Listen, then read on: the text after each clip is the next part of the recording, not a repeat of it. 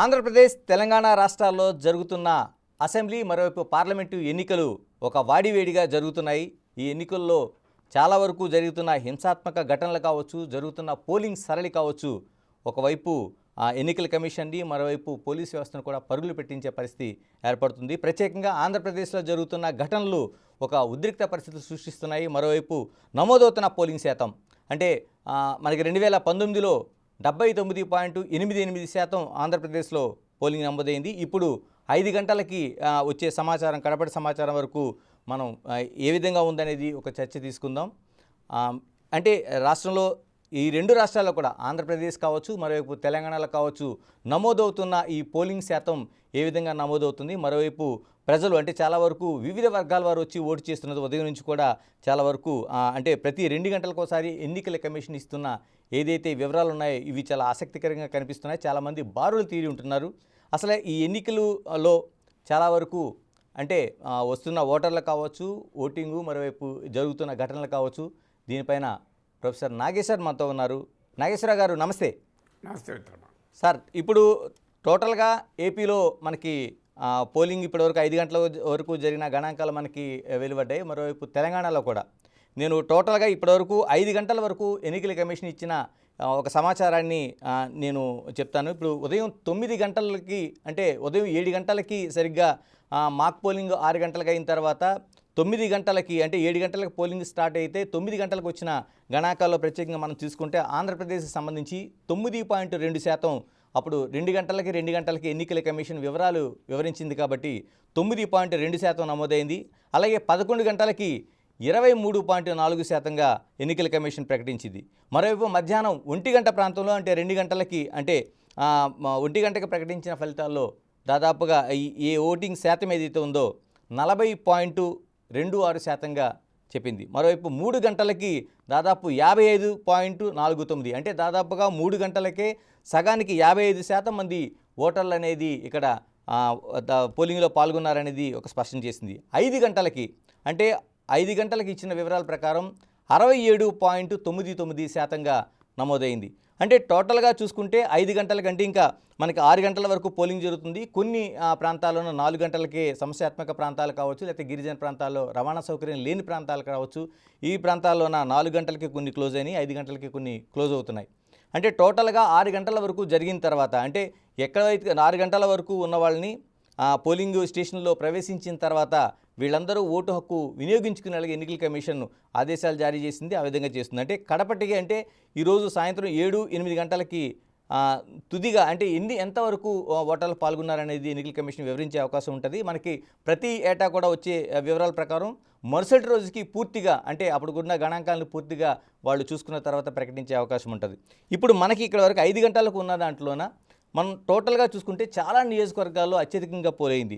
అంటే మనం దాదాపుగా చిత్తూరు జిల్లాలో తీసుకుంటే ఆంధ్రప్రదేశ్లో 74.06% మనకి 5 గంటలకు వచ్చిన సమాచారంలో మనకి నమోదైంది. అలాగే అత్యల్పంగా అల్లూరి సీతారామరాజు ఆ గిరిజన ప్రాంతంలో ఉండే ఆ జిల్లాలో ఉన్న దాదాపు 55.17% నమోదైంది. అంటే టోటల్గా చూసుకుంటే 2019 ఎన్నికలకు సంబంధించి మనకి 79.88% మనకి ఆ రోజున మనకి నమోదైంది పోలింగ్ అనేది. ఇప్పుడు ఈ గణాంకాలను చూసుకుంటే మనకి ఏ విధంగా మనం అంచనా వేయాల్సి ఉంటుంది? అంటే వాటిని రీచ్ అయ్యే అవకాశం మనకి కనిపిస్తుందా, లేకపోతే ఇంకా ఆలోపుగానే పరిమితం అయ్యే అవకాశం ఉందా? మరోవైపు ఓటర్లు చాలా వరకు ఉదయం నుంచి కూడా బారులు తీరి వస్తున్నారు. నాగేశ్వర్ గారు మీరేమంటారు? ఓటర్లు బారులు తీరడం అనేది మీడియా భాష, దాన్ని బట్టి మనం ఏ అంచనాకు రాలేము. ప్రతిసారి బారులు తీరుస్తారు. కానీ బేసిక్ పాయింట్ ఏంటంటే 5 గంటల వరకు 67% అయింది. సో 5 గంటల తర్వాత కూడా ఇంకో 1 అవర్ అంటే 6 వరకు కూడా మనకు అవకాశం ఉంటుంది. ఎందుకంటే 1 అవర్ పోలింగ్ ఉంటుంది. 6 లోపల పోలింగ్ బూత్లోకి ఎంటర్ అయిన వారికి ఎంత రాత్రైనా పోలింగ్లో పాల్గొనే అవకాశం కూడా కల్పిస్తారు. మనకు 2019 ఎలక్షన్స్ కూడా మీకు గుర్తుంటే 10-11 వరకు కూడా పోలింగ్ బూతుల్లో ఉండి ఓట్లేసిన సందర్భం కూడా ఉంది. అందువల్ల ఈ లెక్కలు రేపటికి కూడా కరెక్ట్గా తేలుతాయనేది అనుమానమే. ఎందుకంటే మొదటి ఫేజ్ పోలింగ్ 11 రోజుల తర్వాత ఎలక్షన్ కమిషన్ ఫైనల్ ఫిగర్స్ ఇచ్చింది. సెకండ్ ఫేజ్ పోలింగ్ డేటా 3 రోజుల తర్వాత ఇచ్చింది. అందువల్ల ఈ డేటా అనేది మారుతుంది. అంటే ఇప్పుడు 67.99 అంటే 68% 5 గంటల వరకు. అయితే ఈ 68% 80% దాటడం అయితే కష్టంగా కనబడుతుంది, చెప్పలేము. కానీ వెరీ డిఫికల్ట్, ఎందుకంటే 12% పెరగాలి. It's extremely difficult. ఒకవేళ పెరిగినా కూడా స్వల్పంగానే ఉండవచ్చు. సో నా అంచనా 80%కు అటు ఇటు ఉండే అవకాశం ఉంది. 80% దాటడం అనేది బహుశా అనుమానాస్పదమే, చెప్పలేం కానీ అనుమానాస్పదమే. సో అందువల్ల ఓటింగ్ మొదటి నుంచి కూడా మన రాష్ట్రాల్లో, తెలుగు ఆంధ్రప్రదేశ్లో ఓటింగ్ చాలా ఎక్కువ. ఎందుకంటే హైలీ పోలరైజ్డ్ పొలిటికల్ ఫైట్ జరిగింది. నువ్వా నేనా అనే రీతిలో అటు వైసీపీ ఇటు ఎన్డీఏ టీడీపీ నాయకత్వం కూటమి పోటీ పడింది. అలాగే సామాజికంగా కూడా వివిధ సామాజిక వర్గాలుగా ఆంధ్రప్రదేశ్ సమాజమే చీలిపోయింది. అంటే 2 కులాలు, 2 పార్టీలు, 2 నాయకుల మధ్య చీలిపోయింది.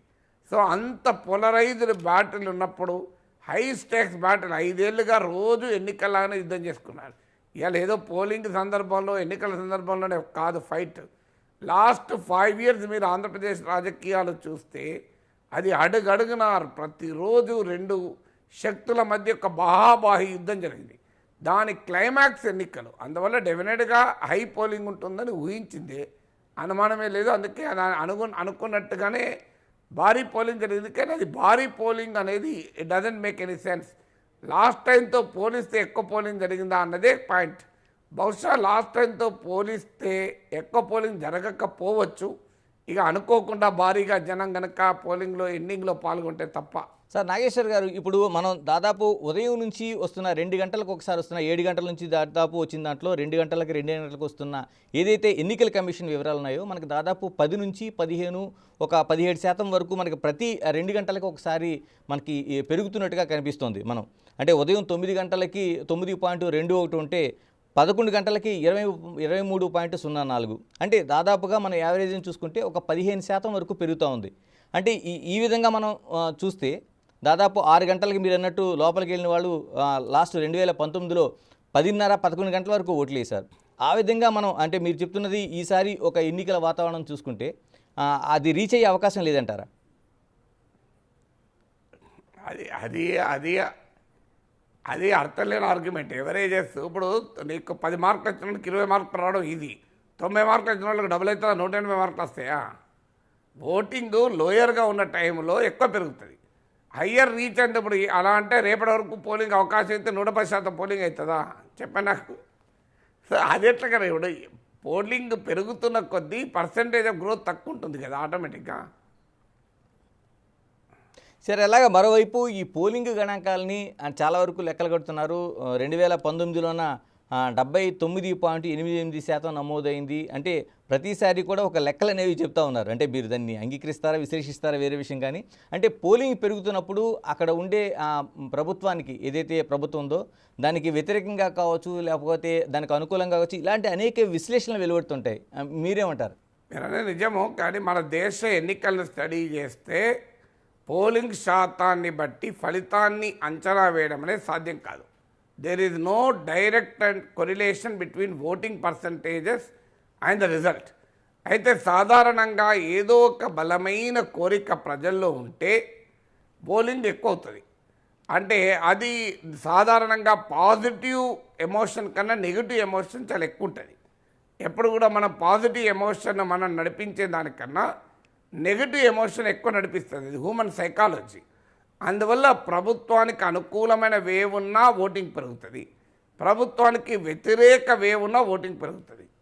అయితే సాధారణంగా అనుకూల వేవ్ అనేది పాజిటివ్ ఎమోషన్, వ్యతిరేక వేవ్ అనేది నెగిటివ్ ఎమోషన్. నెగిటివ్ ఎమోషన్ ఎక్కువ ఓటింగ్ను డ్రైవ్ చేస్తుంది కనుక సాధారణంగా ఓటింగ్ భారీగా పెరిగితే ప్రభుత్వ వ్యతిరేక ఓటు అనే సిమ్టమ్ ఉండాలి. కానీ ప్రభుత్వాన్ని గెలిపించాలి అనుకున్నప్పుడు కూడా ఓటు పెరిగే అవకాశం ఉంటుంది. ఇప్పుడు 2014తో పోలిస్తే 2019లో దేశంలో ఓటింగ్ పెరిగింది. మరి మోడీ ఓడిపోలే కదా, గెలిచాడు కదా. 2014తో పోలిస్తే 2019లో ఓటింగ్ పెరిగినా మోడీ గెలిచాడు. అంటే హై ఓటింగ్ పర్సంటేజ్ అది ఎప్పుడు కూడా మోడీ విజయానికి దోహదం చేశాయి. అందువల్ల ఏదో ఒక బలమైన కోరిక ఉంటే ప్రజలు ఓటుకు వస్తారు. సో అందువల్ల అయినా ఇప్పుడు ఆ ట్రెండ్ కూడా మారిపోయింది. ఇప్పుడు డబ్బులు భారీగా పంచుతున్నారు కనుక ప్రతి ఒక్కరు ఓటింగ్కే తెస్తున్నారు. లోపలి పోయి ఏం వేస్తారో తెలియదు కానీ ఓటింగ్కే తెస్తున్నారు. ఎందుకంటే అన్ని పార్టీలు డబ్బులు పంచుతున్నాయి. డబ్బులు తీసుకున్న తర్వాత ఓటేయకపోతే అన్ని పార్టీలలో గోడ చేస్తారు. అందువల్ల ఓటింగ్ పర్సంటేజ్ పెరుగుతున్న దానికి మన దేశంలో మన తెలుగు రాష్ట్రాల్లో డబ్బు పంపిణీ కూడా ఒక కారణం. ఇప్పుడు మీరు నార్త్ ఇండియన్ స్టేట్తో పోలితే మన దగ్గర ఎక్కువ ఓటింగ్ ఎందుకు జరుగుతుందంటే మన దగ్గర ఎక్కువ డబ్బు పంచుతున్నారు. ఇప్పుడు 3 పార్టీల నుంచి డబ్బులు తీసుకున్నవాడు ఓటేయకుండా ఇంట్లో ఉంటే తెల్లారొచ్చి ఆ పార్టీలో వాళ్ళు వచ్చి అడుగుతారు కదా, ఆ భయం కూడా ఉంటుంది కదా. అందువల్ల ఓటింగ్ పెరగడము తగ్గడాన్ని బట్టి నిర్దిష్టంగా ఖచ్చితంగా ఎన్నికల ఫలితాన్ని అయితే అంచనా వేయలేం. ఇలా మరోవైపు దీనికి అడ్డుకట్ట వేసే అవకాశం లేదంటారా? ఇన్ని ఎన్నికలు జరుగుతున్నాయి స్వతంత్ర భారతంలో, మరోవైపు డబ్బు, మద్యం ఇవన్నీ రెగ్యులర్గా ప్రతిసారి ఒక చర్చ జరుగుతూ ఉంది. దీనిపైన ఎక్కడ ఎన్నికల కమిషన్ అనేక నియమావళి తీసుకొస్తుంది, తనిఖీలు చేస్తుంది. దానికి ఒకటే అడ్డుకట్టేయాలంటే డిమాండ్ అండ్ సప్లై. ప్రజలు తీసుకుంటున్న కొద్దీ ఇచ్చేటోడు ఎప్పుడూ ఉంటాడు కదా. ఒకటే దానికి పరిష్కారం ఏంటంటే ప్రజలు డబ్బు తీసుకొని కూడా ఓడించితే అప్పుడు ఇది వేస్ట్ వ్యాపారం అని చెప్పి డబ్బులు పెట్టారు. కానీ ఇవాళ డబ్బులు ఎందుకు పెడుతున్న రాజకీయ పార్టీలు అంటే గెలవడానికే కాదు, డబ్బులు పంచితే గెలుస్తారనే గ్యారెంటీ లేదు. కానీ డబ్బులు పంచకపోతే మాత్రం ఓడిపోతారు. డబ్బులు పంచితే గెలుస్తారన్న గ్యారెంటీ లేదు, కానీ డబ్బులు పంచకపోతే ఓడిపోతారు. అందువల్ల ఆ టెన్షన్తో కూడా డబ్బులు పంచేటువంటి దశకు రాజకీయం చేరుకుంది కదా. ఇలా నాగేశ్వర గారు, ఈ ఎన్నికలు ఆంధ్రప్రదేశ్కి సంబంధించి ఒక ఇంట్రెస్టింగ్ ఒక ఫ్యాక్ట్ ఒకటి మనకు కనిపిస్తుంది. ఇక్కడ ఇంకొక విషయం కూడా చెప్పాలి. చెప్పండి నాగేశ్వర గారు. అంటే ఈ ఓటింగ్లు పెరగడం అనేది మీరు ఇచ్చేది మ్యాక్రో లెవెల్ పర్సంటేజ్. ఇప్పుడు 67% ఓటింగు, 67% ఓటింగు, 80% ఓటింగు అనేది మ్యాక్రో లెవెల్ పర్సంటేజెస్. కానీ ఏ ఓటింగ్ పెరిగిందనేది కూడా కీలకమవుతుంది. ఇప్పుడు ఉదాహరణకు గ్రామీణ ప్రాంతాల్లో ఓటింగ్ పెరిగింది అనుకుందాం, ఒక పార్టీకి లాభం ఉండొచ్చు. పట్టణ ప్రాంతాల్లో ఓటింగ్ పెరిగింది అనుకోండి, ఇంకో పార్టీకి లాభం ఉండొచ్చు. ఇప్పుడు పట్టణ ప్రాంతాల్లో వైసీపీకి వ్యతిరేకత ఉంది. అందువల్ల పట్టణ ప్రాంతాల్లో కనుక భారీగా ఓటింగ్ పెరిగితే అది వైసీపీకి నష్టంగా ఉండవచ్చు. గ్రామీణ ప్రాంతాల్లో ఓటింగ్ పెరిగింది అనుకోండి, అది వైసీపీకి లాభంగా కూడా ఉండొచ్చు. ఇప్పుడు ఉమెన్ ఓటర్లు సంక్షేమ పథకాల వల్ల వైసీపీకి అనుకూలంగా ఉన్నారన్నది ఒక అంచనా. అందువల్ల ఉమెన్ ఓటింగ్ పెరిగితే ఒక రకంగా ఉంటుంది. సారీ, అలాగే యంగ్ ఓటరు ప్రభుత్వానికి వ్యతిరేకంగా ఉన్నాడన్నది ఒక అంచనా. ఏజ్ పెరుగుతున్న కొద్దీ వైసీపీ పట్ల అనుకూలత పెరుగుతోంది సంక్షేమ పథకాల వల్ల. అందువల్ల ఏ వయస్సుకు సంబంధించిన ఓటర్లు ఎక్కువ ఓటు వేశారు అన్నది కూడా పాయింట్ అవుతుంది.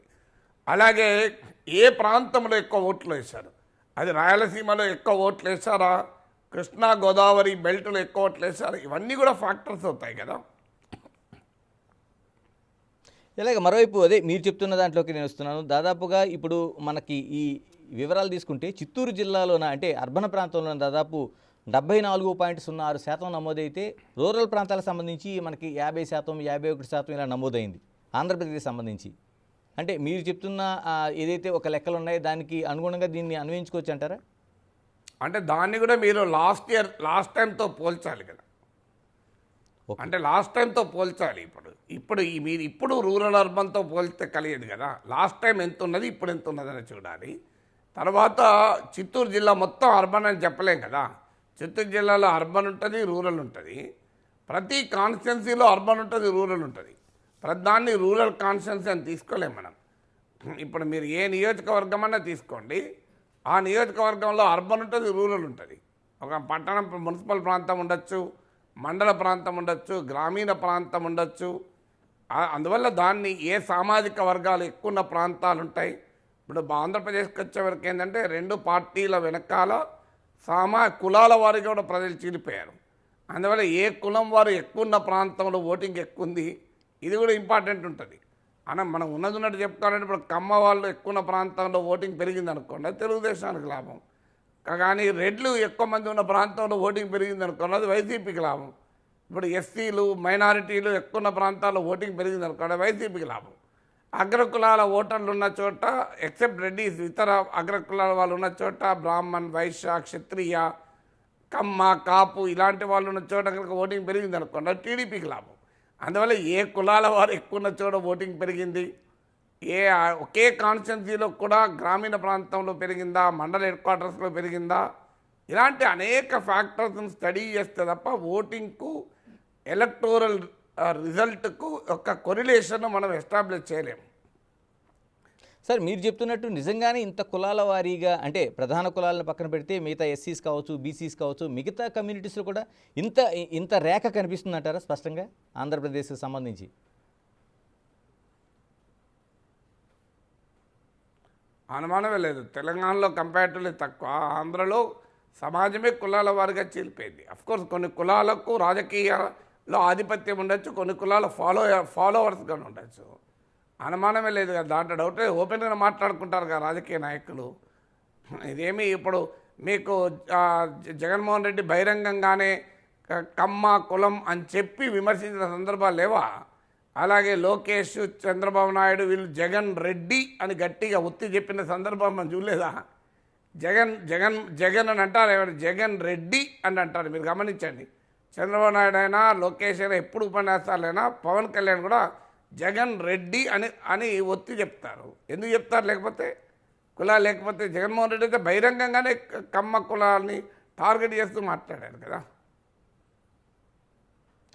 నాగేశ్వర్ గారు, మరోవైపు తెలంగాణకు సంబంధించిన మన గణాంకాలు తీసుకుంటే ఓవరాల్గా ఉదయం నుంచి వస్తున్నది దాదాపుగా అక్కడ కూడా అదే ఫ్యాక్టర్లో మనకి పెరుగుతూ కనిపిస్తుంది. 5 గంటలకి దాదాపు 61.16% తెలంగాణలోన మనకి పార్లమెంట్కి సంబంధించి ఒకే ఎన్నికలు జరుగుతున్నాయి కాబట్టి పార్లమెంట్లో నమోదైంది. ఇక్కడ మనం చూడాల్సింది అర్బన్ ప్రాంతంలో, అంటే ప్రత్యేకంగా హైదరాబాద్లో తీసుకుంటే లాస్ట్ టైం కూడా 40-41% మనకి పూర్తిగా అసెంబ్లీలో కూడా దాటలేదు. ఇప్పుడు ఈ పార్లమెంటుకి సంబంధించి చూస్తే హైదరాబాద్లో ఈ 5 గంటలకు సంబంధించి 39% మాత్రమే నమోదైందండి. అటు సికింద్రాబాద్లో కూడా 41-42% నమోదైంది. అంటే హైదరాబాద్ లాంటి పాలిటిన్ సిటీస్లోన, మెట్రోపాలిటన్ సిటీస్లో ఎందుకు ఓటర్ అంత ఆసక్తి చూపించడం లేదా? ఎలాగా మనం అంచనా వేయాలి వీటిని? అంటే అనేక ఫ్యాక్టర్స్ ఉన్నాయి మనకు దీనికి. ఒకటి, రూరల్ ఏరియాస్తో పోలిస్తే అర్బన్ ఏరియాలో రాజకీయ వ్యవస్థకు ప్రజలకు డైరెక్ట్ సంబంధం ఉండదు. ఇప్పుడు రాజకీయ నాయకులతో సంబంధం ఉండదు. ఇప్పుడు నేను ఉంటున్న ఏరియాలో నాకు కార్పొరేటర్ ఎవరో నాకు తెలియదు, నాకే తెలియదు. ఇంత రాజకీయ అవగాహన ఉన్న నాగేశ్వర్కి కార్పొరేటర్ ఎవరో తెలియదు మాకు. సో నాది ఏ కార్పొరేషన్ వార్డు కిందకి వస్తే కూడా తెలియదు నాకు. సో అలా ఉంటుంది. అర్బన్ ఏరియాస్లో ఆ కనెక్ట్ ఉండదు. పొలిటికల్ స్ట్రక్చర్కు, పొలిటికల్ సిస్టమ్కు, ఓటర్కు మధ్య లింక్ ఉండదు. రెండవది, ఓటరు పొలిటికల్ సిస్టంపై ఆధారపడాడు. గ్రామీణ ప్రాంతాల్లో అయితే పొలిటికల్ సిస్టమ్ పైన ఆధారపడతాడు. ఇప్పుడు ఇప్పుడు నేను ఒక సగటు ఓటర్ ఉన్నాను అర్బన్ ఏరియాస్లో, నాకు రాజకీయ నాయకులతో పనేమి ఉండదు నాకు. సో ఇదొక. మూడవది ఏంటంటే సోషల్ ప్రెషర్ ఉంటుంది రూరల్ ఏరియాస్లో. రూరల్ ఏరియాస్ ఏంటంటే పక్కోడు వచ్చి అడుగుతాడు, ఏమయ్యా రామయ్య ఓటేసినావా అంటాడు. ఇక్కడ పక్క అపార్ట్మెంట్ వాడు ఓటేసిండా లేడా అనేది ఎవడు అడుగుతాడు కూడా ఉంటాడు. నాలుగవది ఏంటంటే అర్బన్ ఏరియాస్లో మిడిల్ క్లాస్ కాలనీస్, కమ్యూనిటీస్లో డబ్బు పంపిణీ ప్రభావం ఉండదు. నీకు మురికివాడల్లో, స్లమ్ములలో, పేదవాళ్ళున్న ప్రాంతాల్లో డబ్బులు పంచుతారు రాజకీయ నాయకులు. ఇప్పుడు ఉదాహరణకు నేను గేటెడ్ కమ్యూనిటీలో ఉంటున్నాను. మా గేటెడ్ కమ్యూనిటీకి వచ్చి ఎవరు డబ్బు పంచడు. ఎందుకు పంచడంటే పంచినా ఇది ఒక గ్యారెంటీ ఉండదు ఓట్లోని, వాడు తెలుసు కనుక. సో అందువల్ల ఈ ఫ్యాక్టర్స్ అనేకం ఉండదు. తర్వాత కనెక్టివిటీ ప్రాబ్లమ్స్ ఉండొచ్చు. ఇప్పుడు నేను ఇవాళ ఉదయం ఓటేయడానికి వెళ్ళాను, మా నైబర్స్ వాళ్ళు ముగ్గురు, భార్య, భర్త, కొడుకు, ముగ్గురికి 3 బూతుల్లో పడ్డది. Same polling booth. నా భార్య మేము వేసిన పోలింగ్ బూత్లోనే భర్తకో పోలింగ్ బూత్, కొడుక్కో పోలింగ్ బూత్. ఇప్పుడు ఓ ఫ్యామిలీ కార్ వేసుకొని 3 పోలింగ్ బూత్లు బండి వేసుకొని తిరిగి ఓటేయాలి అనే వరకు ఆ చిరాకు కూడా ఉంటుంది. సో ఇంత కంప్యూటరైజ్ యుగంలో కూడా ఇప్పుడు మా ఇంట్లో ఉన్న 3 ఓట్లు ఒకటే పోలింగ్ బూత్లో ఉన్నాయి. ఎందుకంటే నేను తెలుసు కనుక, బిఏలో బూత్ లెవెల్ ఆఫీసర్ నేను తెలుసు కనుక మా ముగ్గురిని 3 చోట్ల వేయలే. కానీ ఇప్పుడు ఆ పక్క వాళ్ళ ముగ్గురిని 3 చోట్ల వేశారు. ఒకే ఇల్లు, అడ్రస్ ఒకటే. ఒక చిన్న కంప్యూటర్లో ఒక బటన్ నొక్కితే ఆ అడ్రస్ ఒకటి ఉన్న వాళ్ళందరినీ ఒకే దగ్గర వేయచ్చు. సో అడ్రస్ ఏముండి అంత ఏమున్న తర్వాత ముగ్గురు 3 చోట్ల ఎదికేసిండ్రు. అంత అరాచకత్వం అనే ఎలక్టోరల్ లిస్టు, ఇంత అన్యాయంగా ఎలక్టోరల్ లిస్టు ఉంటే అర్బన్ ఏరియాస్లో వాళ్ళు ఓటు వేయాలంటే ఎక్కడికి వెళ్ళిస్తారు చెప్పండి? ఎలా అంటారు? ఎన్నికల కమిషన్ ఒకవైపు ప్రచారం చేస్తుంది, మీడియా మీలాంటి మేధావులు సైతం ఓటింగ్ అనేది తప్పకుండా వెయ్యాలనేది ఒక పెద్ద ఎత్తునే ఒక ప్రచారం అయితే చేస్తున్నారు. ఎలాగ అర్బన్ ప్రాంతాల్లో చాలా వరకు ఓటింగ్ పెంచాలంటే ఇంకేమైనా ఉందా? ఆలోచన ఏదైనా ఉందా? అది ఇప్పుడు ఎలక్షన్ అయిపోయినాక మనం చర్చ పెట్టుకుంటే తెగదు కదా. చాలా ఇదేదో ఎన్నికల సమయంలోనే చర్చ పెడతారు. చాలా ప్రాసెస్ ఉంటాయి, రకరకాల ఫెసిలిటేషన్ ఉండాలి, చైతన్యం ఉండాలి. That is a very big subject. అది 5 నిమిషాలు 3 నిమిషాలు చెప్పే సబ్జెక్ట్ కాదు. ఒకటి, ఎలక్టోరల్ లిస్టు చాలా క్లీన్గా ఉండాలి, ఫుల్ ప్రూఫ్గా ఉండాలి. 2, ఫెసిలిటేషన్. అవసరమైతే ఎలక్షన్ కమిషన్ ఒక ప్రతి పోలింగ్ బూత్లో ఒక మొబైల్ పోలింగ్ బూత్ పెట్టచ్చు కావాలనుకుంటే. ఎవరు ఎక్కడికైనా మొబైల్ పోలింగ్ బూత్లో వెళ్ళి ఓటేయచ్చు. లేదు, ఒక ట్రాన్స్పోర్ట్ ఫెసిలిటీ, ఎలక్షన్ కమిషనే ట్రాన్స్పోర్ట్ ఫెసిలిటీని కూడా క్రియేట్ చేయొచ్చు. ఉదాహరణకు ఇప్పుడు అందరికీ బండ్లు ఉండవు, కార్లు ఉండవు కదా. సో వారికి ఫ్రీ ట్రాన్స్పోర్ట్ ఫెసిలిటీ క్రియేట్ చేయొచ్చు. అలాగే ఒకటే రోజు పోలింగ్ మన దగ్గర. ఇప్పుడు అమెరికా లాంటి దేశంలో, కొన్ని దేశాల్లో మీకు ఒక్కరోజు ఉండదు పోలింగ్. నువ్వు ఎప్పుడు 4-5 రోజులు వెసులుబాటు ఉంటుంది పోలింగ్కు. ఇప్పుడు వృద్ధులకు పోస్టల్ బ్యాలెట్కి ఆ వెసులుబాటు ఉంది తప్ప సామాన్య ఓటర్లకు లేదు. Any time anywhere voting. ఇప్పుడు 1 నేషన్ 1 రేషన్ కార్డు ఉంది. అంటే ఒక రేషన్ కార్డును నీవు ఎక్కడన్నా ఉండాలి, ఎక్కడన్నా రేషన్ తీసుకోవచ్చు. ఒకప్పుడు లేదు ఇది. నువ్వు ఏదో ఆదిలాబాద్లో ఉన్నా, హైదరాబాద్లో ఉంటే హైదరాబాద్లో రేషన్ తీసుకోవచ్చు. లేదు, ఇప్పుడు 1 నేషన్ 1 పోలింగ్ బూత్, ఎక్కడన్నా ఓటేయచ్చు. సేమ్ అదే పోలింగ్ బూత్లో వేయాలని రూల్ ఏముంది? నేను ఎక్కడుంటే అక్కడ పోలింగ్ బూత్లో ఓటేసుకునే అవకాశం కల్పించాలి. ఇలాంటివి అనేక రకాలైనటువంటి సంస్కరణలు ఆలోచించవచ్చు. సార్ నాగేశ్వర గారు, చివరిగా చెప్పండి, పోస్టల్ బ్యాలెట్ అనేది ఒక పెద్ద చర్చకి దారితీసింది. గతంలో ఎప్పుడూ లేనంతగా నమోదైందనేది వాళ్ళే గణాంకాలు విడుదల చేశారు. దీన్ని ఏ విధంగా మనం ఈ ఫ్యాక్టర్ని అంచనా వేయచ్చు? పోస్టల్ బ్యాలెట్ ఓవరాల్ పోలింగ్కు ఏమీ రిప్రజెంటేటివ్ కాదు కదా. పోస్టల్ బ్యాలెట్ ఎవరు ఉద్యోగస్తులే పోస్టల్ బ్యాలెట్ కదా. ఎన్నికల డ్యూటీలో ఉన్న వారే పోస్టల్ బ్యాలెట్ వేస్తారు. సో అందువల్ల పోస్టల్ బ్యాలెట్ అనేది ఆ ఉద్యోగుల్లో ఉండేటువంటి సెంటిమెంటు, ఎమోషన్ మాత్రమే రిప్రజెంట్ చేస్తుంది. అందువల్ల దాన్ని బట్టి మనం ఓవరాల్గా మొత్తం ప్రజలందరూ ఎటువైపు ఓటేశారు అనే అంచనాకైతే రాలేదు. థ్యాంక్ యూ నాగేశ్వర గారు, థ్యాంక్ యూ వెరీ మచ్. ఇది మనకు టోటల్గా ఆంధ్రప్రదేశ్ కావచ్చు, తెలంగాణ కావచ్చు, ఎన్నికల్లో ఇప్పటివరకు వచ్చిన ఫలితాలు చూస్తుంటే అనేక ఆసక్తికరమైన అంశాలు మనకు కనిపిస్తున్నాయి. అంటే ఎక్కువగా జరుగుతున్న ఈ ఓటింగ్ శాతం పెరిగితే ఖచ్చితంగా ఆ ప్రభుత్వాలకి ఏవైతే ఉన్నాయో లోకల్గా ఉండే ప్రభుత్వాలకు కొంత వ్యతిరేకతతో ఓటు వేసే అవకాశం ఉందనేది ఒక విశ్లేషణ వెలువడుతున్నాయి. మరోవైపు శాంతియుతంగా ఎన్నికలు జరగాలంటే దీనికి సంబంధించి ఎన్నికల కమిషన్, మరోవైపు పూర్తి స్థాయిలో అర్బన్ ప్రాంతాల్లో ఓటింగ్ పెరగాలంటే ఎన్నికల కమిషన్ దాన్ని పూర్తి స్థాయిలో దాన్ని ఒక చర్చతో పాటు దాన్ని పూర్తి స్థాయి నిర్మాణం చేయాల్సిన అవసరం ఉందనేది ఒక అభిప్రాయం వ్యక్తమవుతుంది. Signing off, this is Ganesh. For more videos like this, subscribe Big TV channel.